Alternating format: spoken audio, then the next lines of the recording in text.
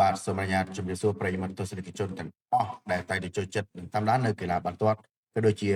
តាមដាននៅ page admin គង់ក៏ដូចជា channel TikTok របស់ admin គង់ទាំងអស់គ្នាណា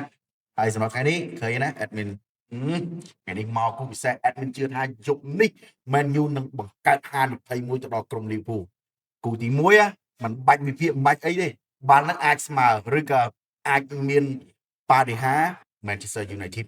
នឹងលេងក្រុមម្ចាស់ផ្ទះហើយដោយសារតម្រង់3ប្រកួតដំបូងហ្នឹងគៀងយ៉ាប់ភ្នែកហើយសម្រាប់ក្រុមចាប់ផ្ទះ Liverpool ហើយ Man U គេហៅ momentum កំពុងតែផ្ទេរមកខាងក្រុមភៀវខ្លាំងណាស់ដូច្នេះគូនេះ admin ក្នុងនាមជាអ្នកគ្រប់គ្រងវិស័យខំស្រាប់ចង់ recommend ណែនាំបងប្អូនឈៀជាមួយ admin បាទគូនេះរង Man U មកគ្រាប់ហើយចំណែកគូទី2ដែល admin នឹងធ្វើការយកមកឬមកក្នុងវីដេអូមួយនេះគឺគូនៅក្នុង Calcio Serie A អ៊ីតាលីរវាង AC Milan ជួបជាមួយនឹងក្រុមភ្ញៀវ Fiorentina សម្រាប់ក្រុម AC Milan រយការនេះរៀងឡើងជើងខ្លាំងឥឡូវនេះកំពុងស្ថិតនៅលេខរៀងទី3តាមក្រោយតែ Inter Milan ក៏ដូចជា Napoli ឯងហើយបើមើលពីតម្រង់លេងក្នុងទឹកដីវិញអាចវាយទឹកចិត្តបានហើយ Fiorentina វិញដូច admin និយាយចឹងរយការមុនល្អតែរយការនេះចាប់ឥឡូវសិននៅបាតតារាងលេខរៀងទី17បើនៅតែបន្តលេងអញ្ចឹង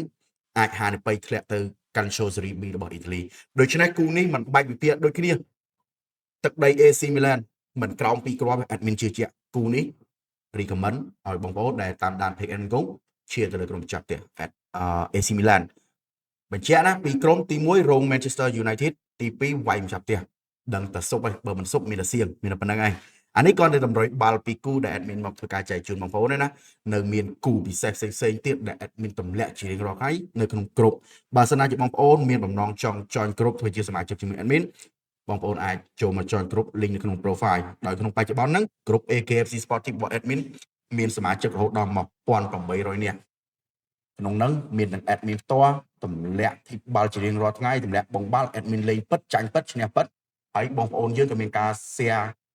បងបាល់ចែកគ្នាដើម្បីឲ្យបងប្អូនធ្វើការសម្រេចចិត្តឬគូមួយណាដែលអាចជួយបងប្អូនសុបបានដូច្នេះហើយមានបំណងចង់មកចូលជាក្រុម AKFC Sportive link នៅក្នុង profile ជាមួយ admin ទាំងអស់គ្នាហើយវីដេអូក៏មានតែប៉ុណ្្នឹងដែរជាចុងក្រោយសូមបងប្អូនកុំភ្លេចជួយចុច like ចុច share ចុច follow ឲ្យ admin គង់ម្នាក់មួយផងណាសូមអរគុណសូមជម្រាបលា